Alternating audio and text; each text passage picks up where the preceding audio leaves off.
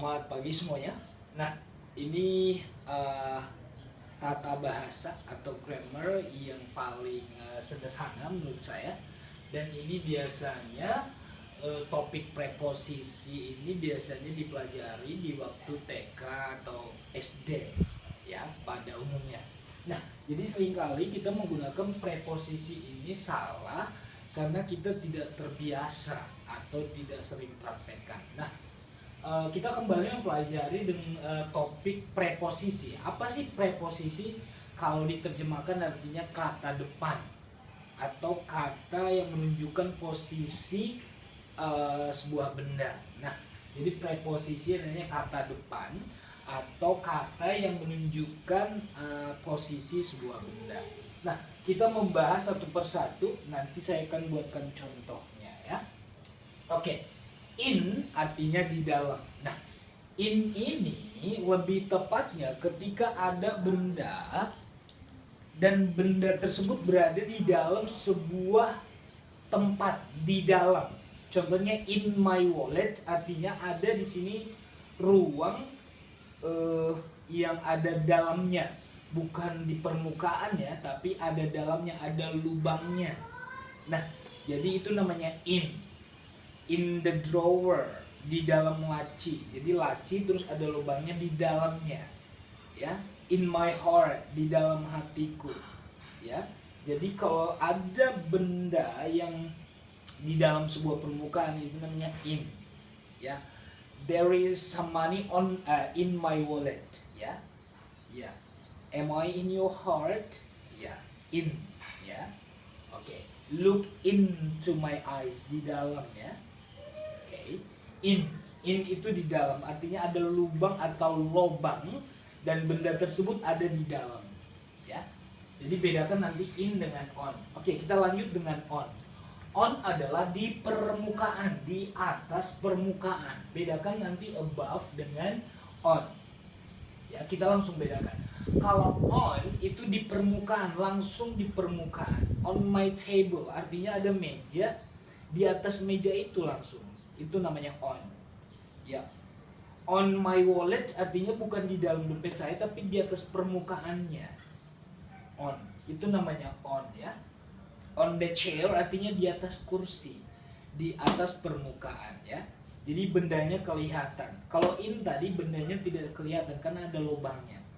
Bedakan in dengan on ya. I put the books on my table. Artinya saya meletakkan buku-buku tersebut di atas meja saya. Ya, di atas ya, permukaan artinya. At. Nah, apa bedanya in dengan at?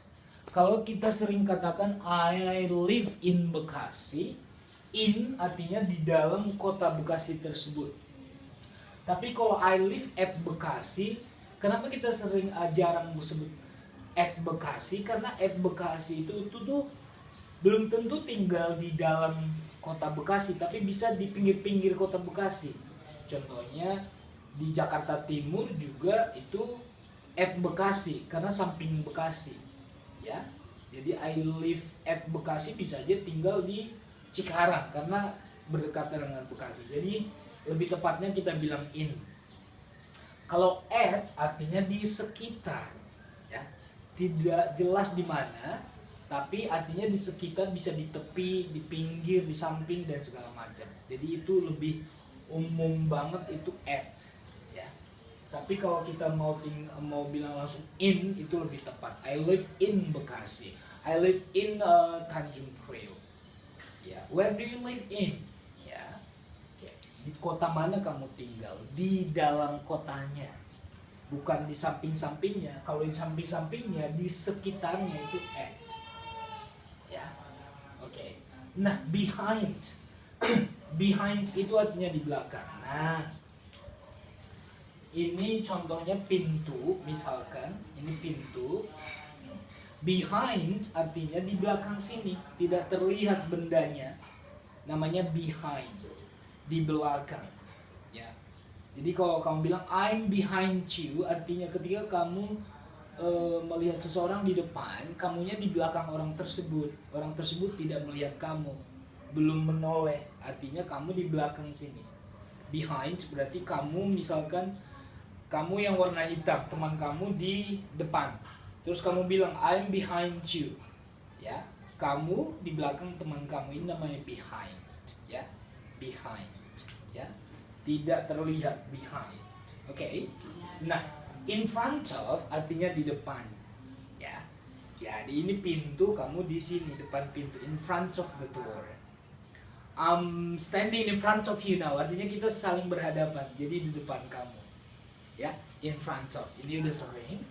In front of the door, di depan pintu. In front of you, di depan kamu. Oke, saling berhadapan, di depan-depanan. Itu namanya in front of. Nah, kita masuk ke above. Above itu di atas tapi tidak bisa diraih. Jauh, ya, above. Oke, makanya kita sering above the sky, ya. Di atas langit. Tidak bisa kita raih, above. Above artinya bisa di atas tapi tidak bisa kita raih, itu above. Ya, beda tadi on di atas permukaan bisa kita raih, tapi kalau above itu jauh di atas, above the sky, di atas langit, ya, above. Below itu di bawah. Makanya kalau kita di instruksi ujian biasanya please read the text below. Artinya setelah instruksi ujian tersebut langsung di bawahnya ada teks. Below artinya di bawah. Setelah perintah baru teksnya di bawah. Nah, kalau above itu di atas, ya. Jadi ini kebalikannya, above di atas, below di bawah. Oke. Okay. Under itu di bawah juga. Bedanya below dan under sama-sama di bawah, cuman under itu langsung tepat di bawahnya. Kalau below bisa saja masih jauh di bawahnya lagi, tapi kan diartikan sama-sama di bawah. Kalau under langsung di bawahnya, under my bag langsung di bawah ini, ya. Under my laptop berarti langsung di bawah laptopnya ada uang, misalkan the money is under my laptop, di bawah. Kalau below jarang dipakai untuk posisi benda yang langsung berhubungan dengan berdekatan dengan barangnya. Below itu jauh dia, ya. Oke. Dan below itu sering dipakai di dalam teks kalimat, ya. Ya. Kalau under itu langsung posisi benda dalam ucapan. Oke. Nah, beyond artinya di seberang atau di balik. Beyond the sky artinya kalau above the sky langsung kita lihat di atas langit, ya. Misalkan pesawat, above the sky kita lihat pesawatnya. Tapi kalau beyond artinya di balik awan. Di langit ada awan terus beyond, ya. Jadi di seberang atau di balik. Nah, jadi inilah contoh-contoh preposisi yang memang sering kita pakai dalam percakapan sehari-hari, karena kita selalu melihat benda dan menanyakan posisi sebuah benda dan sering mencari benda, ya. Jadi kita memakai preposisi ini untuk mengetahui atau memberitahukan letak atau posisi sebuah benda. Oke, in, di dalam artinya ada lubangnya terus di dalamnya, ya. I have some money in my wallet.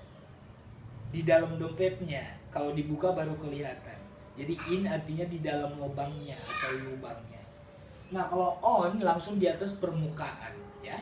Saya ulang lagi, on di atas permukaan. Ini on my bag, tapi kalau in my bag ini di dalam.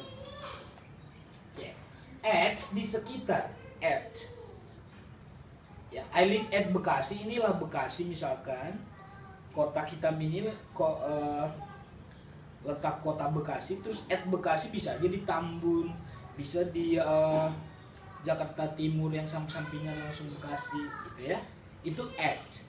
Misalkan ada kolam renang, bukan on, bukan in, bukan on juga, tapi at, berarti di samping-samping kolam renangnya, di sekitarannya, ya.